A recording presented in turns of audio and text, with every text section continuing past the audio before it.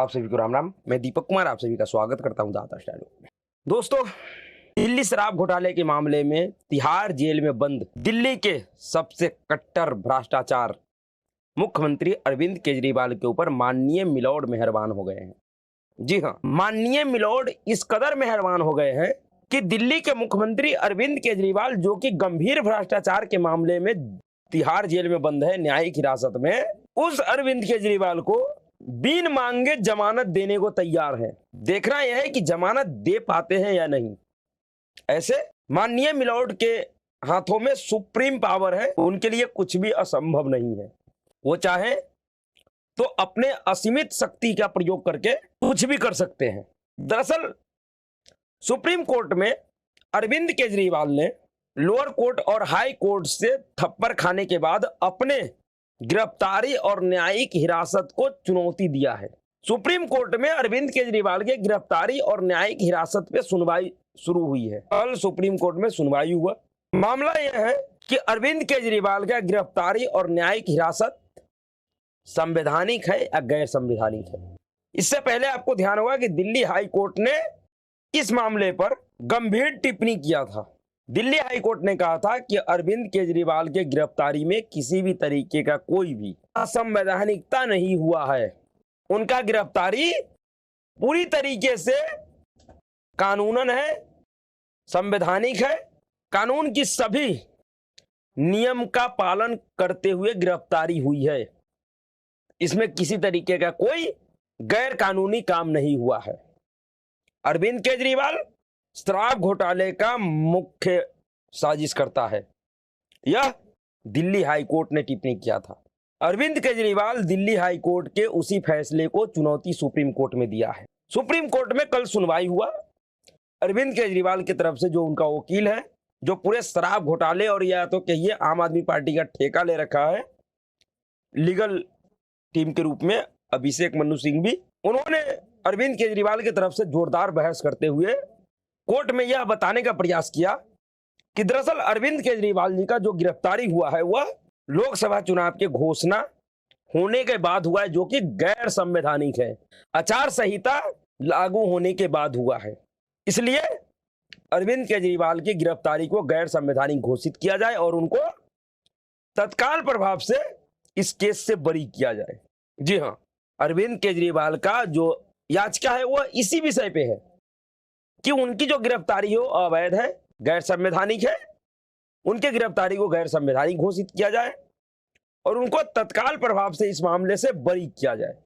अब supreme court में जब ये मामला चल रहा है तो इसमें सुप्रीम कोर्ट में जो माननीय मिलॉर्ड है उन्होंने एक खेल कर दिया। माननीय मिलॉर्ड ने कहा कि यह जो विषय है इस पे सुनवाई बहुत लंबा चलेगा, यह 1-2 दिनों की बात नहीं है। इसलिए अगर आपको जमानत चाहिए तो हम जमानत देने पे विचार कर सकते हैं, क्योंकि दिल्ली में और देश में लोकसभा का चुनाव है और आम आदमी पार्टी का सबसे प्रमुख चेहरा और संयोजक अरविंद केजरीवाल है, स्टार प्रचारक है। इसलिए अगर आपको जमानत चाहिए तो उस पर हम सुनवाई करने को तैयार हैं और हम यह देखेंगे कि आपको फौरी राहत दिया जा सकता है या नहीं। अब समझिए, अरविंद केजरीवाल सुप्रीम कोर्ट में इस विषय को लेकर गया कि उनकी जो गिरफ्तारी है, जो उनको हिरासत में भेजा गया है, वो पूरी गैर संवैधानिक है। सुप्रीम कोर्ट को यह देखना है कि उन्होंने जो याचिका दायर किया, जो उन्होंने गिरफ्तारी को चुनौती दिया है, न्यायिक हिरासत को चुनौती दिया है, वो सही है या नहीं, वो संवैधानिक है या गैर संवैधानिक है। अरविंद केजरीवाल जमानत मांग ही नहीं रहा है, क्योंकि अरविंद केजरीवाल जमानत इसलिए भी नहीं मांग रहा है क्योंकि उनको भरोसा है कि उनकी जो गिरफ्तारी हो असंवैधानिक है। सुप्रीम कोर्ट को इस बात पे विचार करना है कि गिरफ्तारी संवैधानिक है या असंवैधानिक, लेकिन सुप्रीम कोर्ट खुद कह रहा है कि इस पर बहस लंबा चलेगा, इसलिए हम आपको जमानत दे सकते हैं। क्यों? क्या अरविंद केजरीवाल ने कोई जमानत मांगा है आपसे? क्या अरविंद केजरीवाल आपके पास जमानत के लिए गया है? अगर अरविंद केजरीवाल को जमानत चाहिए तो अरविंद केजरीवाल जमानत के लिए याचिका दायर करता। वो तो आपसे जमानत मांग नहीं रहा है, तो फिर ऐसा मेहरबानी क्यों अरविंद केजरीवाल पे? ऐसा तो नहीं कि अरविंद केजरीवाल कोई पहला ऐसा नेता है जो अपने पार्टी का स्टार प्रचारक है और चुनाव के बीच में जेल चले गए हैं। झारखंड का मुख्यमंत्री हेमंत सोरेन भी भ्रष्टाचार के मामले में जेल में है। उनकी जो पार्टी है झारखंड मुक्ति मोर्चा, उसका भी हेमंत सोरेन स्टार प्रचारक है। हेमंत सोरेन भी जिस समय उनकी गिरफ्तारी हुई वो मुख्यमंत्री थे। वह अलग बात है कि हेमंत सोरेन गिरफ्तारी से पहले अपना इस्तीफा दे दिए नैतिकता को देखते हुए, लेकिन अरविंद केजरीवाल इतने निर्लज और बेशर्म नेता है जो गिरफ्तार होने के बावजूद, तिहाड़ जेल जाने के बावजूद अब तक इस्तीफा नहीं दिए हैं। इतने बड़े अनैतिक व्यक्ति के लिए माननीय मिलॉर्ड खुद ये कह रहे हैं कि अगर आपको जमानत चाहिए तो हम उस पर विचार करेंगे, जबकि व्यक्ति जमानत आपसे मांग ही नहीं रहा है। वो इस बात के लिए आपके पास गया है कि जो उनके उसके गिरफ्तारी हो संवैधानिक है गैर संवैधानिक है, ये बताइए आप। वो तो इसलिए गया नहीं है कि दिल्ली में 25 मई को चुनाव है, आप हमको जमानत दे दीजिए क्योंकि हमको चुनाव प्रचार करना है। अरविंद केजरीवाल तो अपनी याचिका में कहीं भी ये नहीं कह रहा है, ना उसका वकील कह रहा है कि उसको चुनाव प्रचार करना है इसलिए उसको जमानत दे दीजिए। वो तो कह रहा है भैया हमारा पूरा गिरफ्तारी ही अनलीगल है, गैर संवैधानिक है, आप इसको गैर संवैधानिक घोषित कीजिए और हमको बरी कर दीजिए। फिर अपने तरफ से माननीय मिलॉर्ड ये जमानत वाला जो खेल किया है यह बड़ा ही षड्यंत्रकारी है। यह दिखाता है कि किस तरीके से माननीय मिलॉर्ड और सुप्रीम कोर्ट में कुछ वकीलों का, कुछ प्रभावशाली वकीलों का इकोसिस्टम काम करता है। पिछले 1.5 साल से लगभग इसी केस में, इसी आरोप में अरविंद केजरीवाल का डिप्टी सीएम और दिल्ली का शराब मंत्री, excise minister Manish Sisodia jail में बंद है। इसी सुप्रीम कोर्ट ने मनीष सिसोदिया का जमानत के लिए क्यूरेटिव पिटीशन भी खारिज कर दिया। जमानत के लिए वो व्यक्ति खुलकर जमानत मांगने गया था, तरह तरह का कारण बताया था, अपने पारिवारिक कारण से लेकर अपनी शारीरिक परेशानी हर चीज बताया था, दुनिया का हर एक कारण बताया था कि वो हमको जमानत दे दीजिए। लेकिन माननीय मिलॉर्ड ने उससे मनीष सिसोदिया के लिए नहीं कहा कि हम आपके जमानत पे विचार कर सकते हैं, खारिज कर दिया। लेकिन अरविंद केजरीवाल जो कि जमानत मांगने गया ही नहीं है माननीय मिलॉर्ड के पास, उसके लिए जबरदस्ती माननीय मिलॉर्ड कह रहा है कि चुनाव है इसलिए हम आपको जमानत देने पे विचार कर सकते हैं। और अगर ऐसा होता है, मंगलवार से इस पे सुनवाई है, माननीय मिलॉर्ड सुनवाई करेंगे और अगर माननीय मिलॉर्ड मेहरबान हो गए तो अरविंद केजरीवाल लोकसभा चुनाव में फिर से आपको चुनाव प्रचार करते हुए दिख जाएंगे। और माननीय मिलॉर्ड के इस फैसले को अरविंद केजरीवाल सहित पूरा विपक्ष पूरे देश में इस तरीके से भुनाएगा जैसा कि दिल्ली में कोई शराब घोटाला हुआ ही नहीं है और अरविंद केजरीवाल जमानत पे नहीं बल्कि उस केस से रिहा हो गए हैं। अरविंद केजरीवाल के ऊपर कोई आरोप ही नहीं है।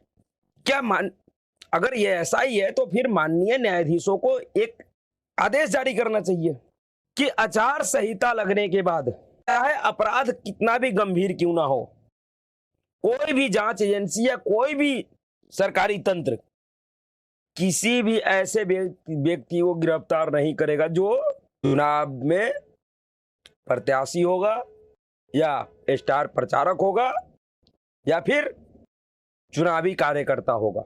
ऐसा नियम बना दीजिए, फिर चुनाव में जो लोग रहेंगे उनकी गिरफ्तारी नहीं होगी। कितने लोगों को, कितने आम नागरिकों को इस तरीके का राहत माननीय मिलॉर्ड देने के तैयार होते हैं। इस देश में बहुत से ऐसे लोग हैं जो उनकी पूरी जिंदगी खत्म हो जाती है लेकिन वो माननीय मिलॉर्ड तक अपनी प्रार्थना को पहुंचा नहीं पाते हैं। लेकिन जो सफेद पोश है, जो भ्रष्टाचारी है, जो अपराधी है बड़े बड़े, उनके याचिका पे माननीय मिलॉर्ड तुरंत सुनवाई को तैयार हो जाते हैं। चाहे उनकी याचिका गलत हो, सही हो, मांग जायज हो, नाजायज हो, किसी भी तरीके का हो, उनके याचिका पे माननीय मिलॉर्डों के पास तुरंत समय मिलता है उनके सुनवाई करने के लिए। वो है कुछ और रहे, वो मांग कुछ और रहे हो, वो मांगने कुछ और गया हो, लेकिन माननीय मिलॉर्ड उनको देना कुछ और चाह रहे हैं, एक्स्ट्रा अपने तरफ से देना चाह रहे हैं। क्यों?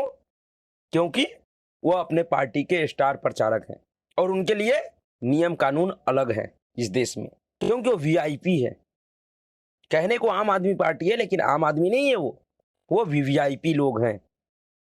इसलिए वीवीआईपी लोगों के लिए, चाहे वो वीवीआईपी किसी भी प्रकार का हो, सरकारी बाबू हो, माननीय मिलॉर्ड हो या सफेद पोष नेता हो, सबके लिए इस देश में कानून अलग है। आम जनता के लिए कानून अलग है। यह कई एक बार माननीय मिलॉर्ड और इस देश के बड़े बड़े झंडावादार स्थापित करते हैं। और एक बार फिर से अगर अरविंद केजरीवाल को राहत मिलता है, जो कि वह मांगने नहीं गए हैं, मैं एक बार फिर कह रहा हूं कि अरविंद केजरीवाल जमानत के लिए नहीं गए हैं। अरविंद केजरीवाल अपने गिरफ्तारी और हिरासत को चुनौती दिए हैं, लेकिन जबरदस्ती माननीय मिलॉर्ड उनको जमानत देने पे तुले हुए हैं। और अगर ऐसा होता है तो यह किसी भी तरीके से संवैधानिक नहीं होगा। तो अभी के लिए इतना ही। अगर आपको वीडियो अच्छा लगा तो वीडियो को लाइक कीजिएगा, शेयर कीजिएगा और चैनल को सब्सक्राइब। नमस्कार।